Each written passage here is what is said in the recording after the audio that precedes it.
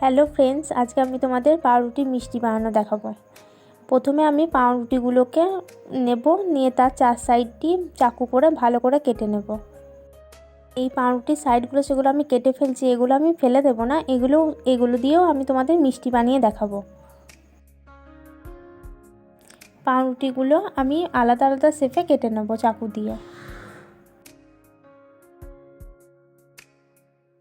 পাউরুটির যে সাইডগুলো আমি কেটে রেখেছিলাম সেগুলো আমি মিক্সিতে পেস্ট করে ওর মধ্যে অল্প পরিমাণে দুধ দিয়ে একটু ঘি দিয়ে ওটাকে আমি ভালো করে মাখিয়ে নিচ্ছি। এরপরে মাখা হয়ে গেলে এরপরে আমি ওই ছোটো ছোটো ডেলি করে ওগুলো রসগোল্লার মিষ্টির মতো গোল গোল করে নেব।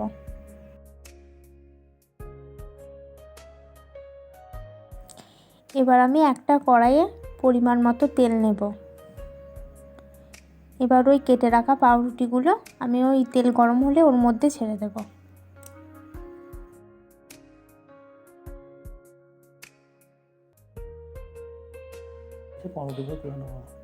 ওই পাউরুটিগুলো আমি উল্টে পাল্টে দিয়ে ভালো করে লাল লাল করে ভেজে তুলে নেব।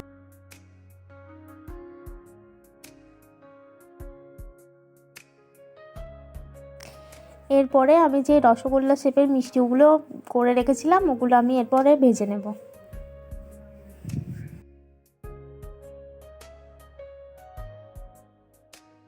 লাল করে ভেজে তুলে নেব। এরপরে আমি একটা জায়গায় পরিমাণ মতো জল আর পরিমাণ মতো চিনি দিয়ে মিষ্টির রস করে নেব আমি। এবার আমার মিষ্টির রসটা রেডি হয়ে গেছে। এবার আমি একটা কড়াই নেব, ওই কড়াইয়ে আমি 250 গ্রাম মতো দুধ দিয়েছি, ওটা আমি ভালো করে ফুটিয়ে ক্ষীর করে নেব। ওই দুধের মধ্যে আমি একটা আমুল দুধ 1 প্যাকেট মিশিয়ে দেব।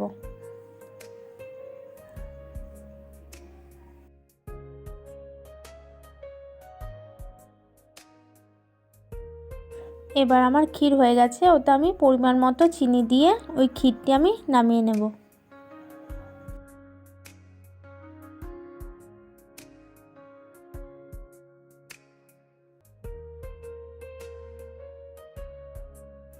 এরপরে ভেজে রাখা পাউরুটির শেপের মিষ্টিগুলো আমি একে একে সব রসের মধ্যে দিয়ে দেব। 5 মিনিট রসের মধ্যে থাকার পরে আমি ওই মিষ্টিগুলি একটা পাত্রে তুলে নেব।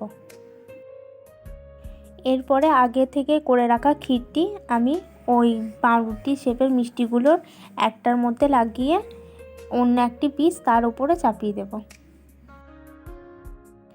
আমাদের মিষ্টি রেডি হয়ে গেছে। আমাদের চ্যানেলটি ভালো লাগলে লাইক, কমেন্ট, সাবস্ক্রাইব করে দেবেন।